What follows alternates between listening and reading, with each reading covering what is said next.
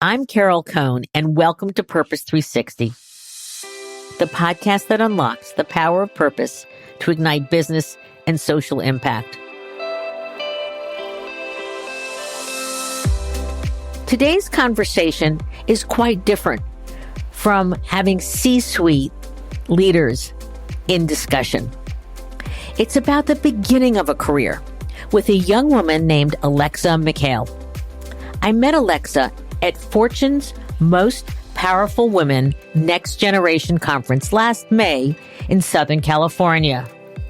She absolutely mesmerized me as she led the first conference grouping about women and healthcare.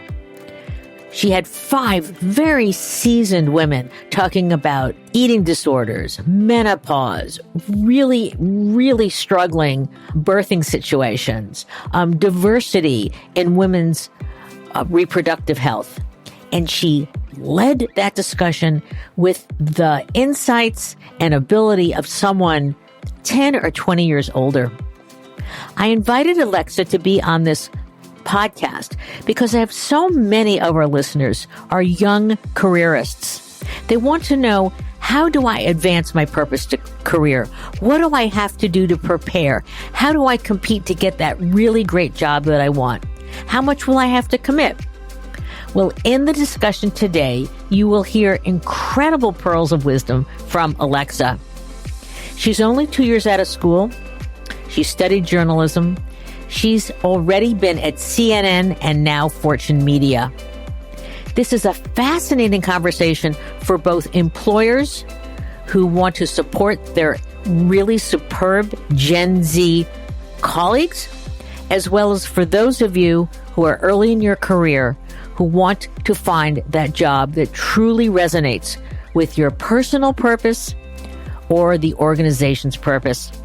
So let's get started.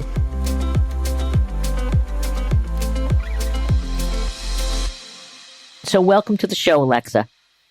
Thank you so much for having me, Carol, and all your kind words. It means a lot. Well, very, very well deserved. So tell us about, you went into journalism. When did you know you wanted to do that? Talk about why Medill was important to you, and then how you started your career. Yeah, no, I studied journalism at Medill. Yeah, I graduated a couple of years ago, and it's interesting. I sort of applied to journalism school pretty last minute in high school. I didn't have this direct, desire or purpose to have a specific title in journalism. It kind of came a little bit more naturally. But I would say it really just was about realizing that I really loved talking to people. I really loved writing and just getting to know, new people. I'm from Ann Arbor, Michigan, and I would go around on weekends in between cross-country meets and whatnot and do these, public speaking competitions. And I think I just noticed, and I would cut like a little monologue from different books or plays or excerpts. And I noticed that I just really loved, being able to tell a story, being able to connect with people in a room. And so that kind of led me to be like, I really love this idea of storytelling. And so, I think that coupled with even just my family background, I think I noticed also I loved talking to like my grandparents from a young age and getting to know their stories.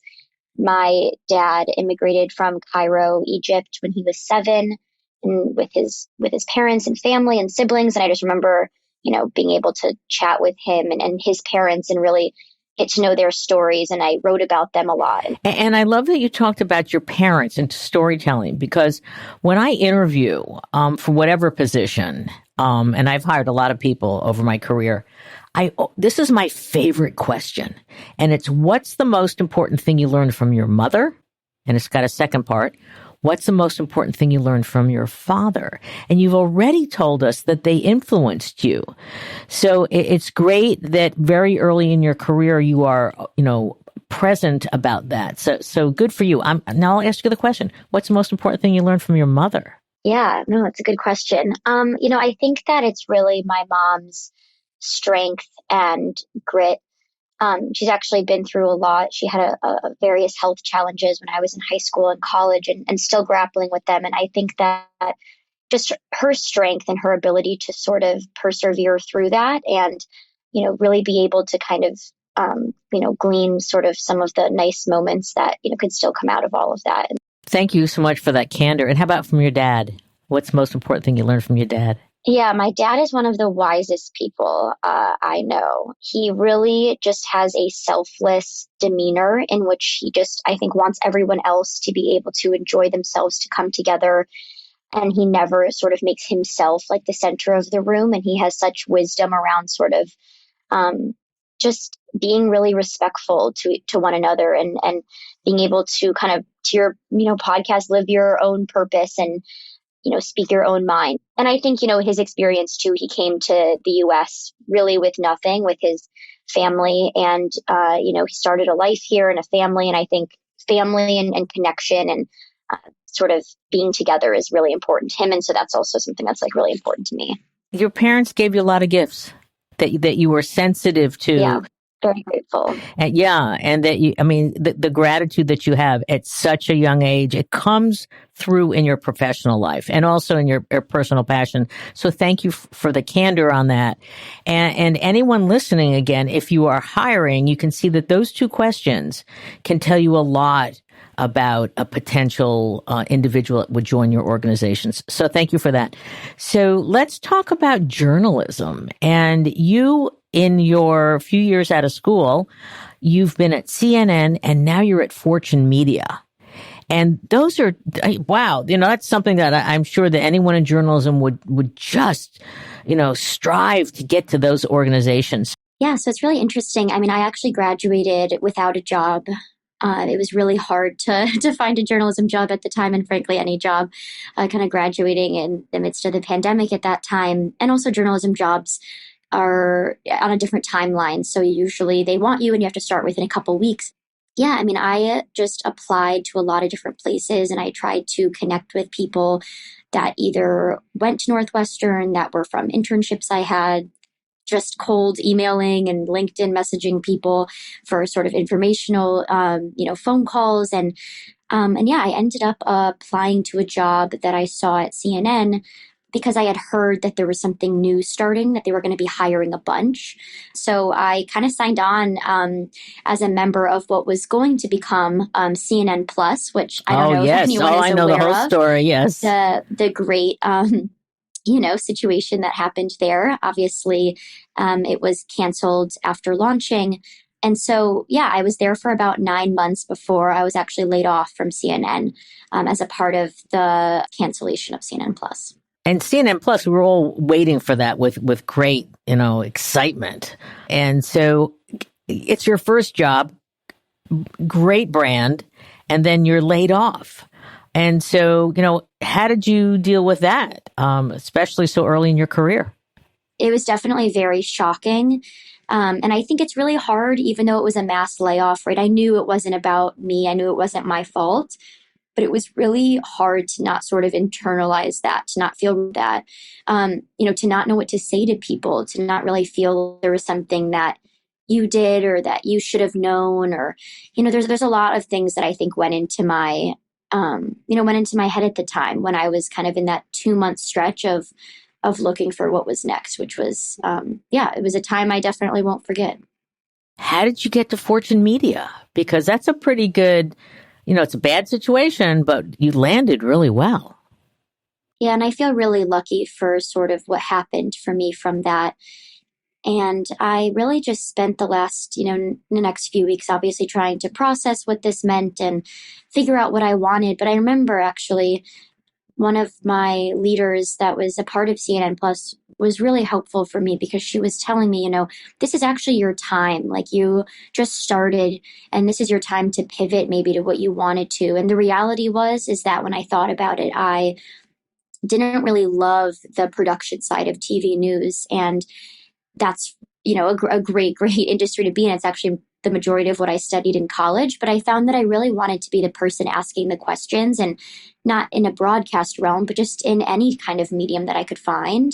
And I think that I really missed telling stories myself. And so I just kind of spent the next few weeks, not necessarily applying, but talking to a lot of people that I trusted. And I think it's also hard because you don't want to overload yourself because, not everyone's advice is going to resonate. Not everyone's experience is going to resonate. But I think I was told once, just listen to the advice that speaks to you, that makes you feel a certain way. And so I think I kept thinking about that when I was talking to people. And I just kind of shot by chance, frankly, in the dark. I definitely did not think I would get the role at Fortune. I thought, I wasn't experienced enough. I didn't have years of reporting outside of college under my belt, but I applied and I worked really hard on the, editing test and cover letter. I've been here for over a year now and just feel really lucky for how things worked out because, it's really hard and being laid off. And I really just felt for my colleagues who had families and moved across the country and, had a harder job, a harder time finding that next step. And so, yeah, it's kind of all sort of came together randomly, but it really, I feel really grateful that where I landed. So for our listeners, you had perseverance, you worked really hard, and luck is always helpful. I want you to talk a little bit about your role at Fortune because you're working in health and wellness, which is a very important beat. Talk a little bit about even the fact that you had some experience previously, how you applied it, and some of your successes today, because some of your stories are terrific. Yeah, thank you so much. So I had, like you were saying, experience with more so healthcare coverage when I was at the 19th and then while I was in school as well. And so I was able to sort of apply that to the breaking news health lens that I still carried at Fortune. So anything that's happening, right, more day of, I had experience being able to jump on that and cover it, whether it's something coming out of, the White House or, a new healthcare kind of crisis coming out. And so that's sort of what I was able to bring. But I also had a passion for specifically mental health reporting and healthcare in that space and sort of that youth mental health crisis and reporting on anxiety and depression, which I had done previously as well. And so as a health and wellness reporter, I helped launch our Fortune Well vertical, which launched about a year ago. And so we really were starting something completely new at a business magazine, kind of really almost trying to draw that link that feeling better is going to really positively impact our work lives and our home lives. And sort of that connection that taking care of ourselves is inextricably linked with performance and productivity and frankly retention and like a company's bottom line. I've loved writing about the science of happiness and how to feel better in our day-to-day lives and kind of the purpose right behind our work and behind what we do outside of work. So I think it's a really pivotal time to be in this space. And I've loved growing and, I think it's challenging to know what resonates, but I think the bottom line is that especially after we all were isolated in the pandemic and the growing mental health challenges, we're all just trying to find ways to frankly feel better.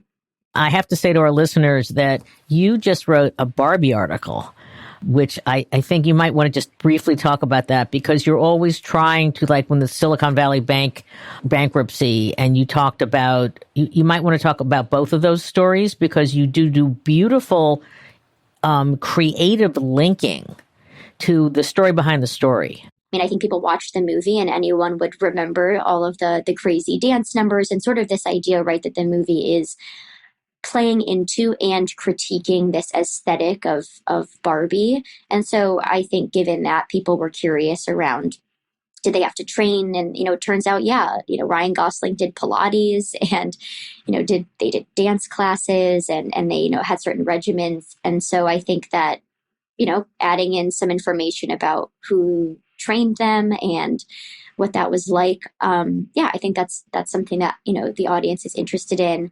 And then if you want me to talk about the other article. Oh, Silicon Valley Bank, because you were talking about this ripple effect that had a real impact in the Valley. Yeah, I think it was interesting to look at what happened there with Silicon Valley Bank in terms of what it was like for founders at that time. I remember hearing, and seeing some LinkedIn posts of founders, especially younger founders and first-time founders, sort of saying, I just thought everything was going to crash, right? Everything I've worked for, and just really feeling that guilt and responsibility for their employees and the people that sort of entrusted them. So I thought it was interesting to look at sort of what the founders were feeling like during that time. And also I was reporting on the fact that there was a pledge around founder mental health and really being able to support founders. And it had, I can't remember what it would be at now, but many signatures around dedicating time and thoughtfulness to founder mental health. And so a lot of VCs and investors into these founders, into their companies, were pledging that that should be a part of the process of elevating their business. I'm curious about how you prepare to write a piece, because you wrote a piece earlier this year about aging women in the workforce. And you dove into menopause at work and ageism, which is not covered a lot in the business media at all. So how do you prepare for something like that? And then also you've got, you don't have the personal experience, you're 23, but it was a really well done article. Yeah, thank you. That's actually one of my favorite articles that I got to work on. So I appreciate you pointing that one out. While I wasn't able to relate to a lot of the experience of some of the sources, I was able to meet them, talk to them, really learn from their experiences in person. And I think that made a huge difference. I also went to this event around menopause at work from Electra Health, which offers menopause education and support in New York. And that's where I was able to meet the character, Pamela Hutchinson, that I used in that story, who really was open and had a LinkedIn post that went viral about what it was like to experience menopause in the workplace. And she had this quote, where she said, I just felt like I wasn't firing on all cylinders anymore. And I talked to my mom, my family. That also gave me a lot of perspective. My aunt, was like, you need to write about this. No one's talking about it. No one's teaching you. No one's, I think there's a lot just against women in the workplace. And I think that then, as Pamela said to me in the article, it just felt like if I spoke about menopause, that's just another stereotype sort of that I can be sort of berated for or seen as less than, even though she was a great leader in the workforce. So I just thought it was one of those things where this is so common. I mean, everyone's going to go through this and we're not talking about it. And even though, right to your point, I'm younger, I also thought, I also want to, when I am at this point in my career, I want to feel supported and I want to feel like there will be more resources out there. Yeah, I love in the article that you said that 40% of women, and it was a study that you referenced, have 3 to 4 times daily forms of ageism that happens.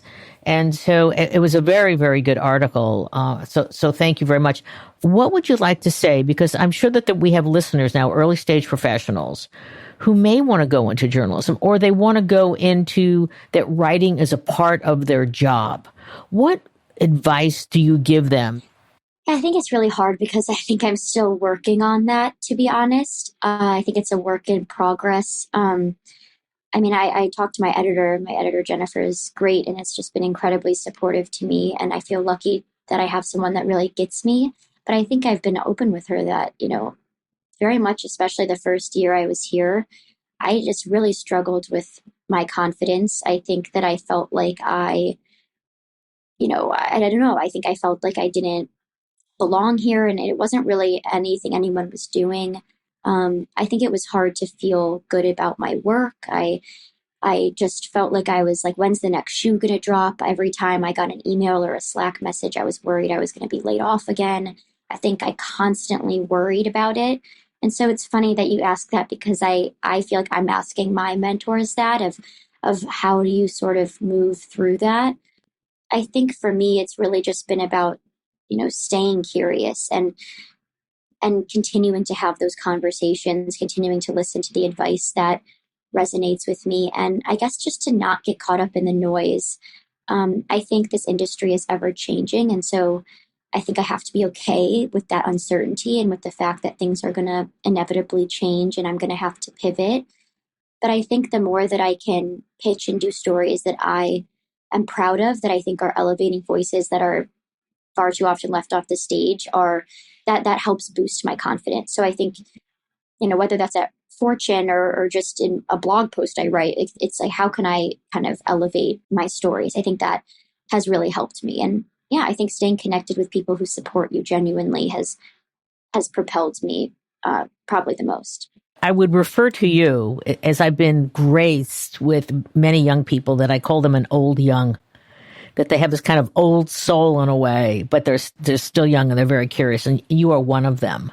What's your advice about finding the right mentor, engaging with a mentor, any good things to look for, and also maybe some things to watch out for? So I think not being afraid to ask people for a coffee chat, a phone call, a Zoom, whatever sort of works for you. People are just have been so open to me and wanting to help, to answer my questions, but also just to get to know each other. And that's something that not only helps, sort of answer professional goals, but it helps boost your confidence. And I think sometimes we are afraid to raise our hand and to give someone a compliment or to ask for help because we don't want to bother people. But I think if people are busy, they'll tell you. I don't think it's worth it to sort of be silent when we have a thought, we have a question. Let's talk about the future of journalism. Does Gen Z at all? I mean, I don't think I've ever seen a Gen Z person with a newspaper.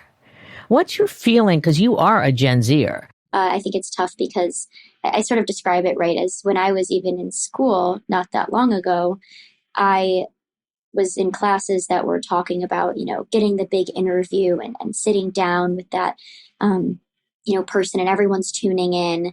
But now, right, a celebrity or a public figure can go onto their own Twitter or TikTok and say whatever quote they were going to say.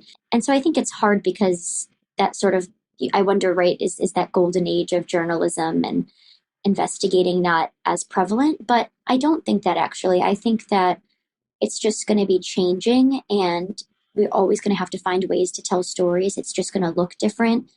And I think, yeah, there's podcasts, there's social media, right? We have TikTok and we have online newsletters. But I mean, I think also without digital media growing, I wouldn't have gotten this job at Fortune. And without the 19th starting up, which didn't even exist when I started college, I wouldn't have been able to start in health news. And so it sort of makes you think that I also think there's more ways to do journalism now than there used to be, even if it's not this sort of idealistic, way that we might have pictured it.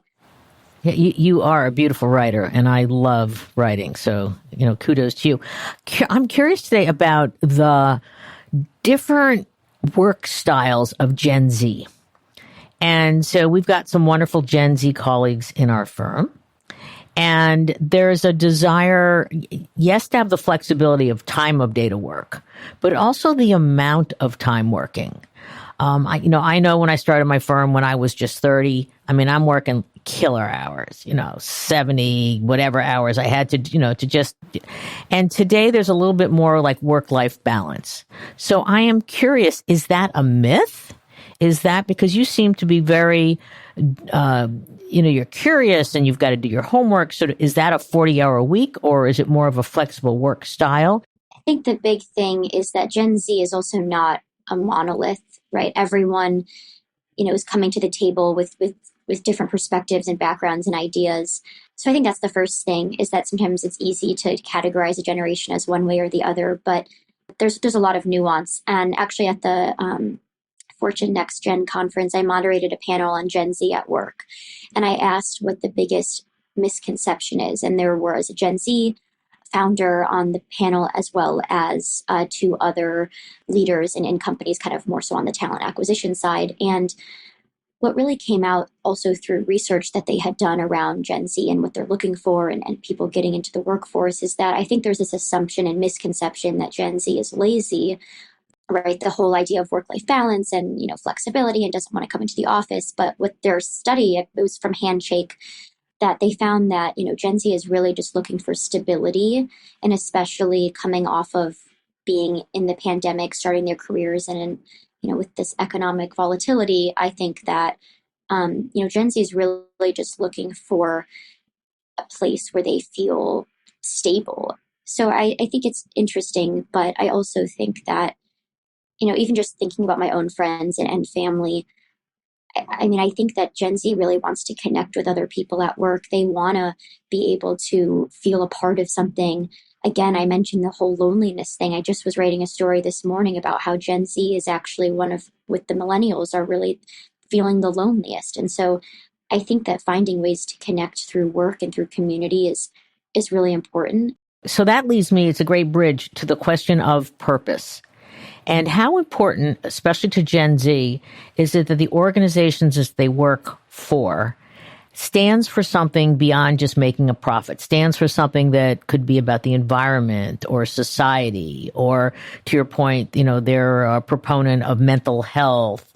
How important is that to your generation? I think the way to sort of attract and retain Gen Z is really around having a purposeful organization, right? That has a mission that people can stand behind. I think that people don't really want to come to work anymore and just feel like they're part of it all and not really having a meaningful experience. And so I think that an organization that, not just with, outings and such, but just has like a purpose for also culture that's really collaborative and supportive, and, a mission, like you said, beyond making money, whether that's to really engage their readers and help people make financial decisions, or, whatever that mission might be. I think that's important. I'd also say the flip side of it too, right, is that given that Gen Z really wants stability, I think there's something to be said for there can be a lot of pressure to find purpose in your work, and not always at every time is it going to come from your work. So it's also okay for there to be like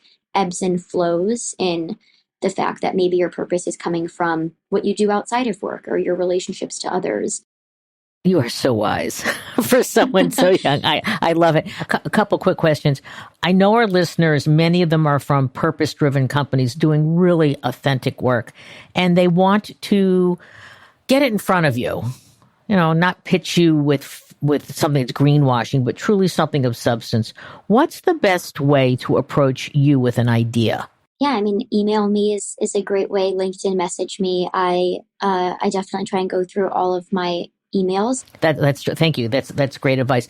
So as we close, you're early in your career. You adore what you do. You're applying, your personal passion, great expertise.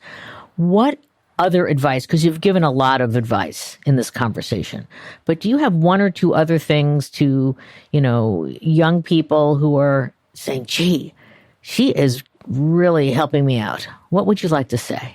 I don't know. I would honestly just say as simple as giving yourself grace and sort of being able to step back from sort of, again, the noise of what's next and what's my purpose and what to do, to just also really think about like what are ways to, and this is sort of the health and wellness reporter in me, but what are ways to connect with other people and enjoy my life, and being able to, like, I think some of the best ideas for stories I've gotten have been when I just actually slow down and listen to other people.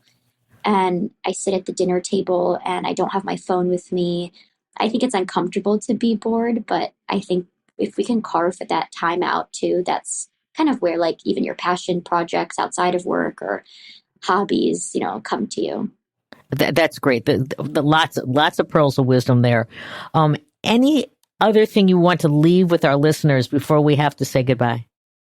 Yeah, I guess I would just sort of say that, I think I'm also taking everything day by day. I really appreciate being on this podcast because I have a major imposter syndrome knowing the kinds of people that you've interviewed. And so I just think, for me at least, it's like, I don't even know what's going to kind of happen like the next week and stuff with this industry. Okay. And so I think it's all just kind of trying to be more okay with pivoting and trying to, again, work on that just personal self-confidence and being able, and it's always helped to have support systems where you can, really embed yourself and lean on people. So Alexa Mikhail, you are an amazing young woman with tremendous wisdom. And as I say to all of young people that I mentor, that you've got that essence that's never going to go away. And that gives you an incredible grounding and foundation to basically do whatever you want to do in your life. And I think your point about being curious, staying curious, but I also love the fact that you said slow down, because our world is going so fast and we have to constantly be entertained. And I know it's the moments when, I'm like riding my bike or I have a horse. And so we're just walking, out in a pasture. It's just very calming, and it allows me to get to my core. So thank you so much for being on the. Thank you so much. I owe you, and to our listeners. Again, lots of great wisdom here, and I really appreciate you being on the show. Thank you so much, Carol. I appreciate it.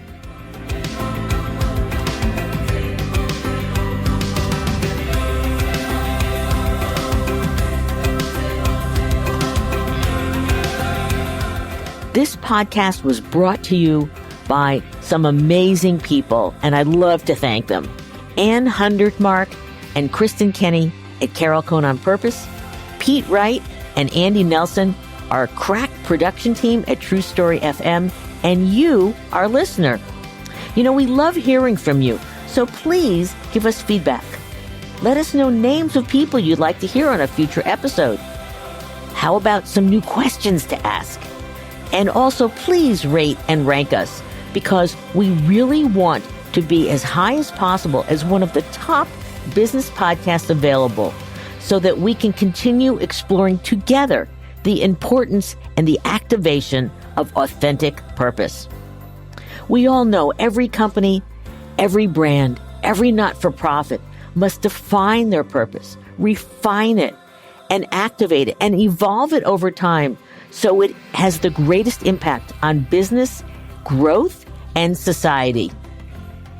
And by listening to these episodes and sharing them with your colleagues and talking about them, I want to inspire you to have an amazing answer to this question: what is the power of your purpose?